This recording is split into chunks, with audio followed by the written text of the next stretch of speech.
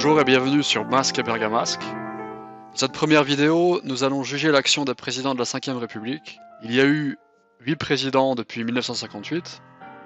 Nous classerons chacun des présidents dans une des 5 catégories, qui sont les suivantes. Héros national, bon président, moyen président, mauvais président, et enfin honte nationale. On réalisera ce classement à l'aide de tier maker. Si vous le voulez bien, on va commencer par le général de Gaulle. Le général de Gaulle est l'homme dévoué corps et âme à la France. C'est un homme très charismatique. Aucun de ses successeurs n'a eu le charisme de Gaulle, à mon avis. Il est à la fois chef militaire éclairé, chef d'État, père de famille affectueux, écrivain. Il est un homme que je pourrais qualifier d'accompli.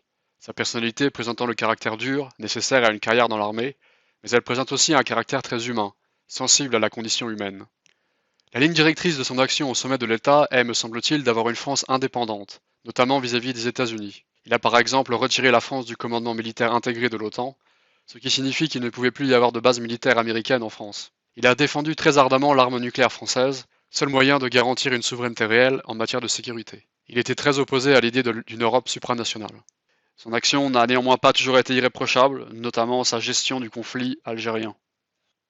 En parcourant la biographie du général de Gaulle, on se rend compte à quel point il a été entraîné par les tragédies de cette première moitié du XXe siècle. Il a connu notamment l'expérience atroce de voir tous ses soldats massacrés pendant la Première Guerre mondiale.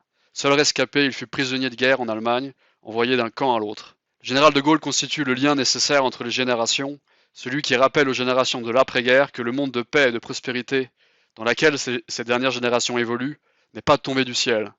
Son message, ses combats, me semblent tout aussi pertinents aujourd'hui qu'il y a 50 ans. Alors, il n'y a qu'une seule catégorie, me semble-t-il, dans laquelle le président de Gaulle peut être classé, c'est la catégorie du héros national.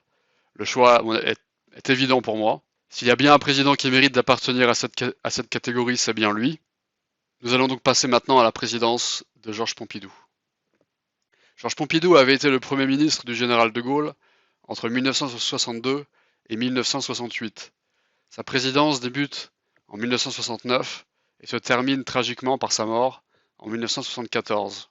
Si je devais qualifier Georges Pompidou en quelques mots, je le qualifierais de réformateur intelligent. Ce fut probablement l'homme le plus intelligent à exercer ses fonctions comme président français sous la Ve République. D'origine modeste, il s'est hissé jusqu'au sommet par son travail et ses qualités intellectuelles. Ce qu'il faut retenir de sa présidence, c'est son entreprise de modernisation massive de la France. Il a par exemple développé le réseau autoroutier ou bien lancé des projets comme Airbus ou le TGV. Il a poursuivi la politique d'indépendance voulue par le général de Gaulle, néanmoins en l'assouplissant quelque peu.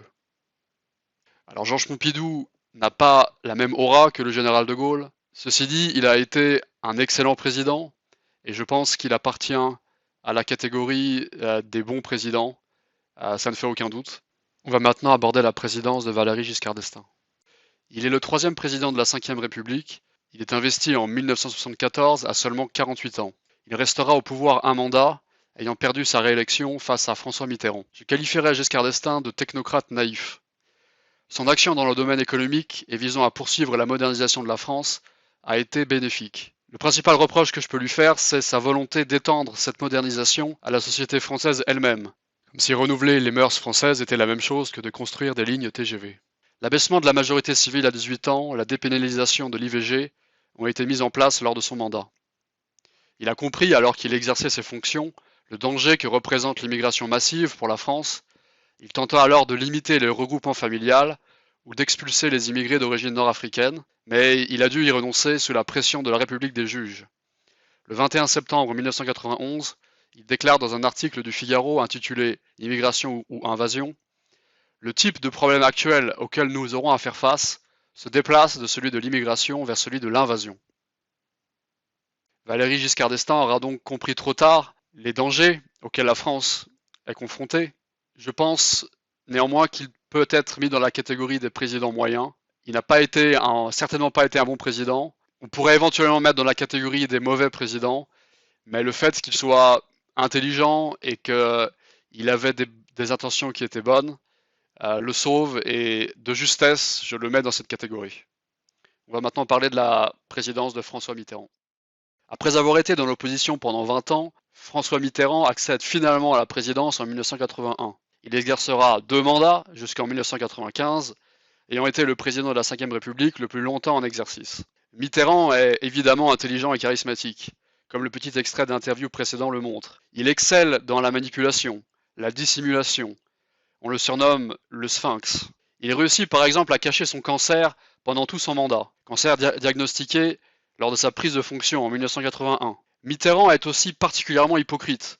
Par exemple, amateur de golf, il décide de renoncer à ce loisir à contre-cœur, jugeant la pratique incompatible avec son image affichée de candidat des travailleurs. Si on associe aujourd'hui Mitterrand avec le socialisme, le jeune Mitterrand d'avant 1944 était tout sauf gauchiste. Il a été notamment membre d'une mouvance de droite nationale et il a ensuite entretenu des relations avec le gouvernement de Vichy.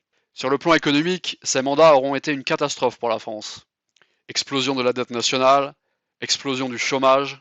Néanmoins, c'est sur le plan de la politique internationale qu'il se rattrape, notamment en faisant se perpétuer la doctrine gaullienne d'indépendance de la France. Si vous déplorez la France d'aujourd'hui, c'est beaucoup à cause de François Mitterrand. Il a donc été un très mauvais président.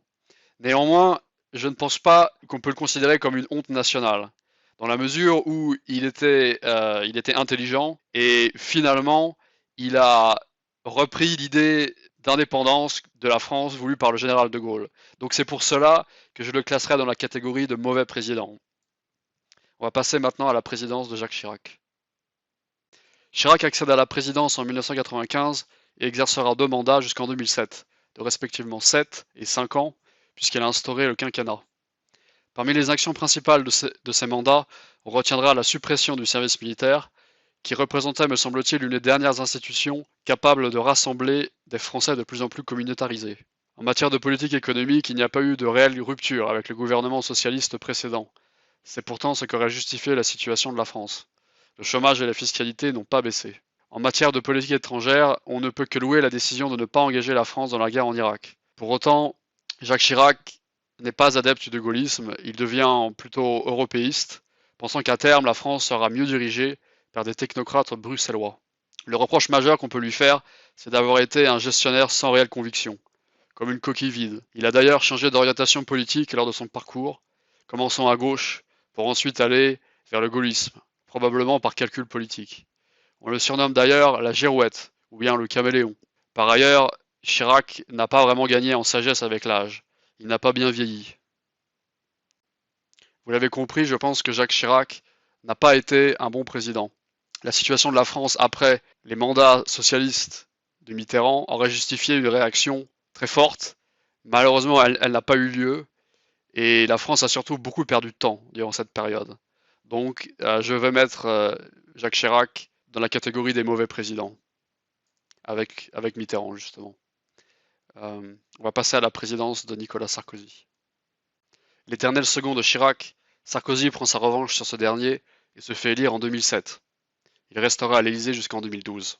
L'espoir était grand pour de nombreux conservateurs qu'on allait rompre clairement avec le désastre des années précédentes. En bon avocat, Sarkozy excelle dans la communication, excellent dans les débats.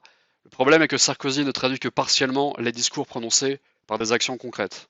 Il est d'ailleurs limité énormément par ces moultes carcans idéologiques qu'il s'est construits dans sa tête, tels que le libéralisme, l'atlantisme ou l'européisme. C'est d'ailleurs plein de considérations idéologiques et humanistes qu'il prend la décision d'engager la France en Libye, probablement la pire décision de son mandat. Surtout, alors qu'il s'est fait élire pour répondre à l'insécurité rampante en France, celle-ci stagne et reste à un niveau effrayant. On doit remarquer qu'en matière économique, le mandat de Nicolas Sarkozy aura été marqué par la crise de 2008. Celle-ci a considérablement limité ses capacités d'action en matière économique. Néanmoins, il a quelque peu allégé le fardeau fiscal considérable qui pesait sur la France. Dommage qu'il n'ait pas pu aller plus loin. Sarkozy aurait pu être un bon président, il en avait les capacités, mais au final, je vais le classer dans la catégorie des présidents moyens. Comme on l'a dit précédemment, il est surtout responsable lui-même de cet échec. On va maintenant passer au cas Hollande. Élu surtout par la conjonction de circonstances, Hollande a mis longtemps à réaliser qu'il est devenu le 7e président de la Ve République. Beaucoup de Français ont également dû se pincer plusieurs fois en le voyant enfiler le costume du monarque républicain. Sous le mandat de François Hollande, et alors que la France n'était au départ pas en grande forme, tout s'est aggravé. Le déclassement de l'économie française, l'insécurité, la communautarisation, la perte de souveraineté de la France. Ayant promis pendant sa campagne de faire passer les riches à la caisse, Hollande aurait dû préciser sa définition du riche. Il s'avère que les vrais riches ayant quitté la France depuis longtemps, Il a surtout fait payer ceux qui vivent décemment de leur travail, la classe moyenne. La cerise sur le gâteau de ce bilan calamiteux, c'est le mariage pour tous. On donne alors des prérogatives à une communauté, parce qu'elle le réclame. Toute autre considération est brocardée comme étant dépassée, ringarde. Non content d'avoir ruiné financièrement la France, le libéralo-gauchisme a désormais en ligne de mire la famille, c'est-à-dire l'institution sans laquelle une société n'est pas possible. Même Mitterrand avait un meilleur bilan. Et ce bilan, les Français ont fini par le voir tel qu'il est. Hollande a terminé son mandat comme le président le plus impopulaire. Néanmoins, on doit reconnaître qu'une de ses décisions a été salutaire. Sa décision de ne pas s'être représenté. Il est par ailleurs le seul dans l'histoire de la Ve République à ne pas s'être représenté. Alors François Hollande, c'est un peu Mitterrand, l'intelligence, le charisme et le gaullisme en moins. Par conséquent, on va le classer en dessous de François Mitterrand, et nous avons donc notre honte nationale. On va passer à Macron. Macron a débuté son mandat en 2017, après avoir battu la fille Le Pen au deuxième tour. Élu pour réformer une France que presque tout le monde s'accorde à dire qu'elle ne fonctionne plus, Macron aura surtout été le président des crises. La crise des gilets jaunes, la crise du Covid. La nature du rôle du président passe alors du donneur de cap à celui qui gère la détresse immédiate. N'est pas, comme le disait Giscard d'Estaing, la caractéristique des pays en déclin que de vivre au jour le jour. Macron ne peut s'atteler qu'à essayer d'éteindre les incendies, qui se déclarent un peu partout en France. Lorsqu'il ne peut pas éteindre un incendie, alors c'est Macron le communicant qui prend la main pour compenser son inaction. On relativise, on requalifie à tour de bras. Par exemple, l'acte sanglant du terroriste islamique devient le coup de folie d'un déséquilibré. Puisque le gouvernement voit bien que la situation lui échappe de plus en plus, alors il s'attaque à changer la perception des Français de la réalité. Rendre le quotidien meilleur pour les Français, c'est dépassé désormais. Dans la gouvernance 2.0 à la Macron, le vrai combat est dans les têtes, et ceux qui osent décrire la réalité sont vilipendés, présentés comme des racistes, des fous. C'est le mondialisme qui produit toutes ces crises. Tant que Macron ne renoncera pas à cette idéologie, il ne sera là qu'à essayer d'éteindre les incendies avec toujours moins de moyens disponibles. Le mandat de François Hollande avait placé la barre très bas. Est-ce que Macron a réussi à le dépasser? Je dirais oui, mais de justesse. Je vais donc le mettre dans la catégorie des mauvais présidents. Macron n'a pas forcément de mauvaises intentions, mais de par son aveuglement pour le libéralisme et le mondialisme, il ne peut rien apporter de bon à la France. Et vous, comment auriez-vous classé ce président? Faites-le moi savoir dans les commentaires. Ce classement est éminemment personnel et reflète mes idées, ma sensibilité. J'espère vraiment pouvoir mettre le prochain locataire de l'Elysée dans la partie haute du tableau. Abonnez-vous à ma chaîne si vous le souhaitez. J'avais prévu de présenter des extraits de vidéos de l'INA, mais apparemment l'INA empêche la diffusion de contenu sur YouTube. C'est très étonnant, puisque tant que je sache, l'INA n'est pas une entreprise privée, mais un établissement public. Je ne vois pas ici comment l'INA remplit justement sa mission de service public, en amoindrissant les droits du public. Ceci dit, à bientôt.